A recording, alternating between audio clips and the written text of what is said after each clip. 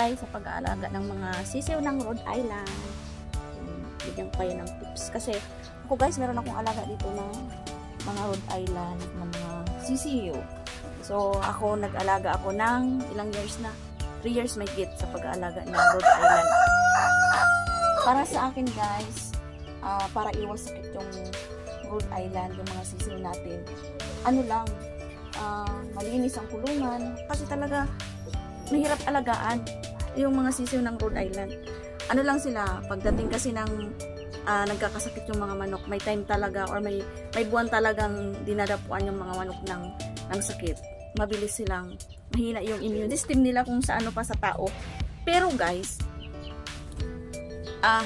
never akong dumaan, marami nang dumaan ng mga sakit ng mga manok. Never akong naubusan ng manok. Ang alaga ko lang talaga is Rhode Island. Wala akong maano, kundi ang binibigay ko lang naman dito is tubig lang. Wala akong vitamins. So bibigyan ko sila ng vitamins pag malalaki na sila. Pero ngayon, hindi pa ako nagbibigay sa kanila ng vitamins. Tubig lang. Malinis sa tubig. Ayan lang yung binibigay ko sa kanila. Tapos guys, yan lang yung natira dun sa ano ko, yung pina-incubator ko na nasira nung time na ano na sila, yung binuksan na nila yung mga shell nila, wala akong mabilhan, kailangan pa sa online mabilhan ng thermostat. So chinaga ko sila sa ilaw. Ayan, 8 piraso binuksan ko lang sila sa sa mga itlog nila. Ayan, chinaga ko lang sa ilaw. Kung papipiliin ako guys sa sisiw or sa Rhode Island na mga sisiw na may bakuna or sa walang bakuna, para sa akin, kung papipiliin ako sa may bakuna o sa wala, pipiliin ko walang bakuna. Kasi may bakuna man sa wala, pareho lang nagkakasakit. Lalo na pag dumating talaga yung panahon na may mga sakit ang mga sisiw. Nung time nga na nag-ano ako ng alaga na may bakuna, tapos walang bakuna, pinaghiwalay ko sila. Tapos nagkataon na may mga sakit yung mga sisiw or may yung mga manok, lahat ng mga manok.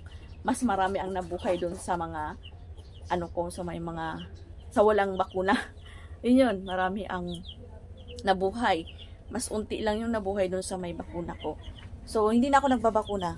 Kaya yung mga sisiw ko na Rhode Island, walang bakuna lahat yan guys.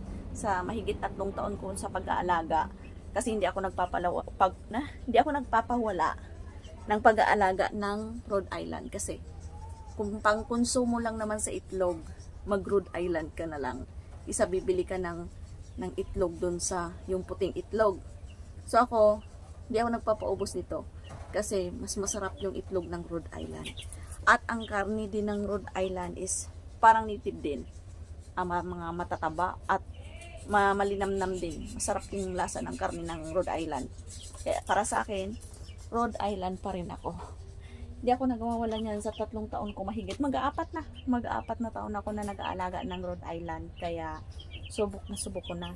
At ano ko na sila, yung kabisado ko na silang alagaan. Hanggang sa mapisa sila, hanggang sa lumaki sila, subok ko na. Sanay na ako. So, para sa akin guys, para sa akin lang, doon ako sa walang bakuna. Kasi pareho lang naman, pag nagkataon na may mga sakit yung mga manok, wala tayong magagawa. Ganon. Pero never akong naubusan ng alagang Rhode Island ko dahil sa mga sakit. Talagang hindi nauubos yan. May ilang pirasong mamamatay pero hindi lahat. Ayan, thank you for watching. Kunting tips lang yan. Ayan sila. Diyan na muna sila nilagay ko kasi iwas sa daga. Kasi ang daga dito madami. Malapit kami sa ilog. Ang daga madami, malalaki. Pag nilagay mo yan sila sa lupa, matik. Tapos dun sa kabilang kulungan, madumi pa. So diyan na muna sila. Kasi 8 lang naman sila. Kasya pa naman. Pag medyo malalaki na, hindi na magkasya, ililipat ko na sila dito. Ayan, bye! Thank you!